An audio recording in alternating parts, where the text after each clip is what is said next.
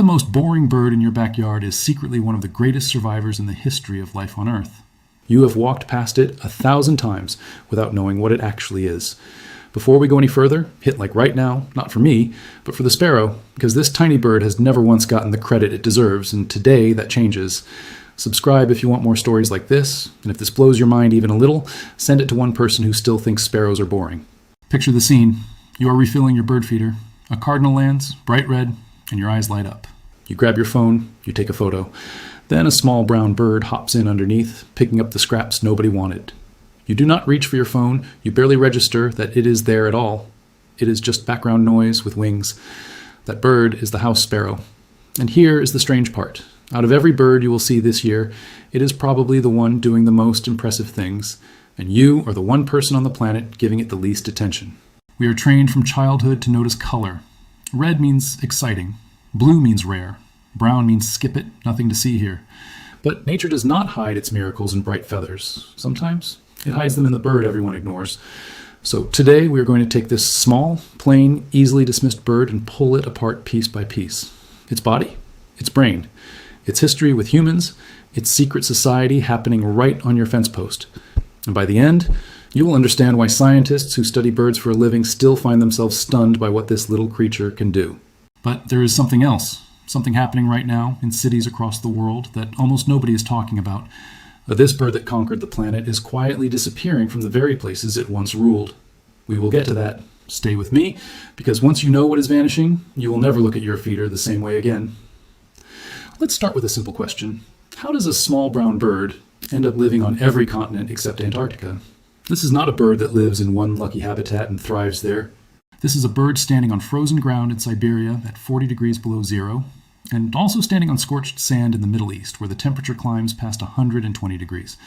This is a bird nesting above 14,000 feet in the Himalayas, and also nesting in a subway vent in New York City. Different world. Same bird, same success. Here's a number that should stop you for a second.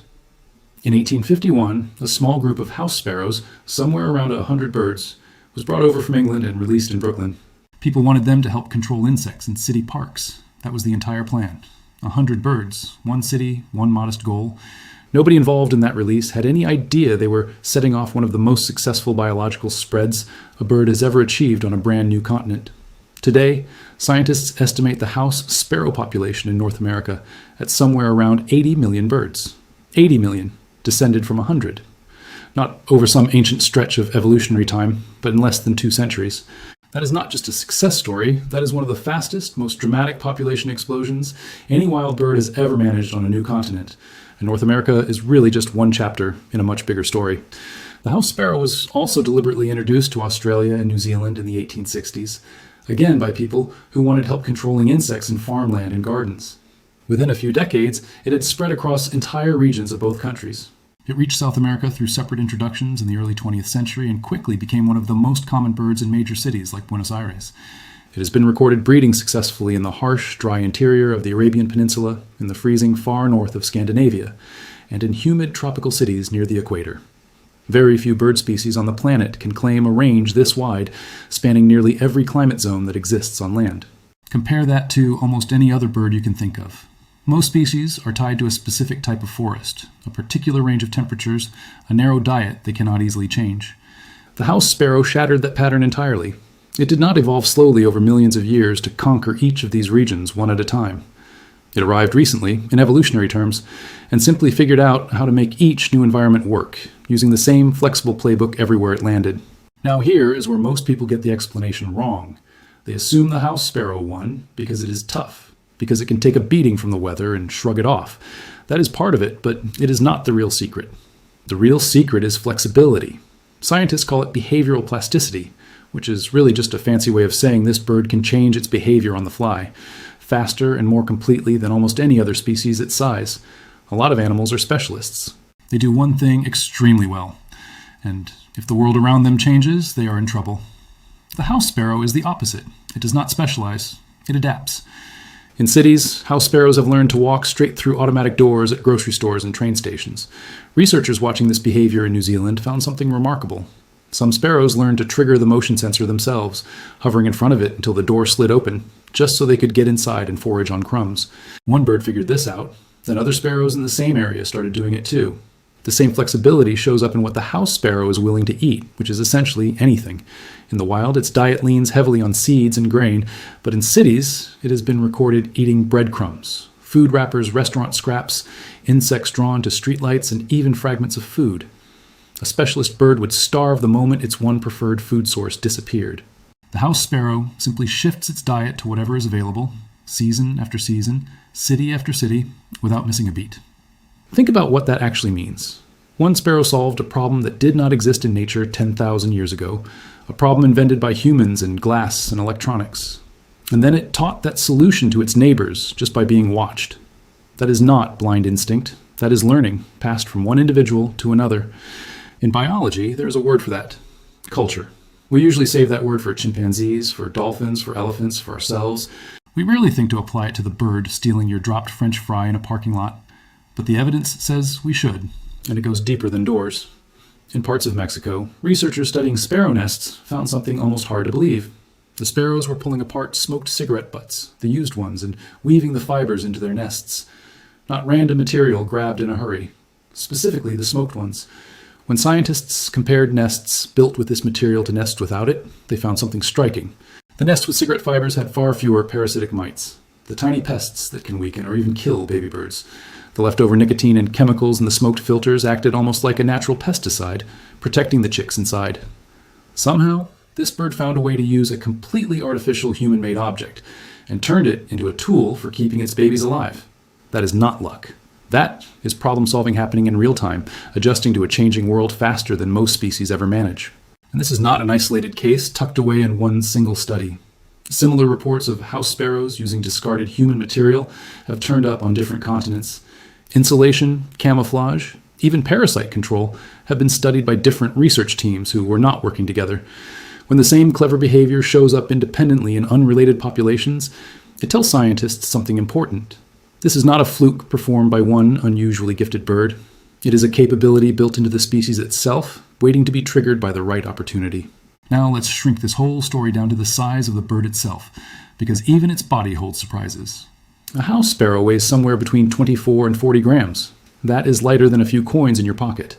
Inside that tiny frame is a heart that can beat over 800 times a minute during flight. Its metabolism runs so hot that it needs to eat roughly a third of its own body weight in food every single day just to keep functioning.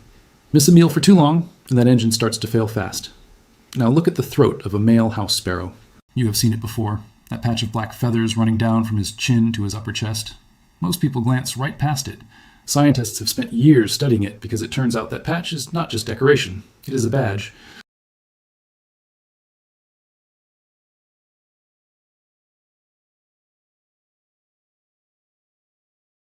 Research on house sparrows has shown that the size of that black patch, called the bib, lines up directly with a male's rank in the group. Bigger bib, higher status. These males tend to win more fights over food, hold better territory, and attract more mates. Smaller bib males tend to back down, avoiding conflict with birds who are clearly announcing their strength before a single feather is ruffled. What makes this even more interesting is that the system is not rigid. A male cannot simply grow a bigger bib overnight to fake a higher rank he has not earned. The size of the bib appears to be tied to the bird's actual condition, its hormone levels, and its overall health, which means it functions as an honest signal. In other words, the badge cannot easily lie.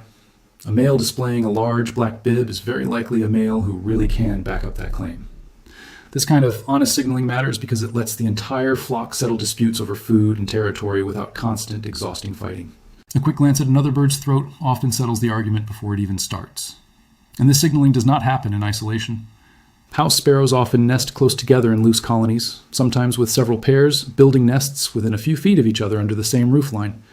Living this close together means disputes over food, nesting material, and territory are a daily occurrence, which is why a fast, reliable signal like the bib became so useful. Instead of every encounter turning into a drawn-out physical contest, most of these small dominance questions get answered in an instant, freeing up energy for the things that actually keep the colony alive, feeding chicks, building nests, and watching for danger together. So the next time you watch sparrows squabbling at your feeder, understand what you're actually seeing. You're watching a visible hierarchy playing out in real time. The bird is not just wearing black feathers. He's wearing a sign that says exactly where he stands, and every other sparrow around him can read it instantly. The same way you can size up a stranger's posture or expression without a single word being spoken. And then there is the dust bathing. You have probably seen a sparrow thrashing around in a patch of dry dirt, wings flapping, dust flying everywhere, looking like it is having some kind of fit. It looks alarming if you do not know what it is. It is not distress, it is maintenance. That dust works its way through the feathers, soaking up extra oil, dislodging tiny parasites, and helping realign the fine structure of each feather. Skip this ritual for too long, and a sparrow's feathers start to break down, which threatens its ability to fly, to stay warm, and ultimately to survive. What looks like a strange little dance in the dirt is actually one of the most important health routines this bird performs. There is another side to this bird's intelligence that rarely gets mentioned. It has to do with staying alive long enough to use them. House sparrows live in flocks for a reason that goes far beyond company.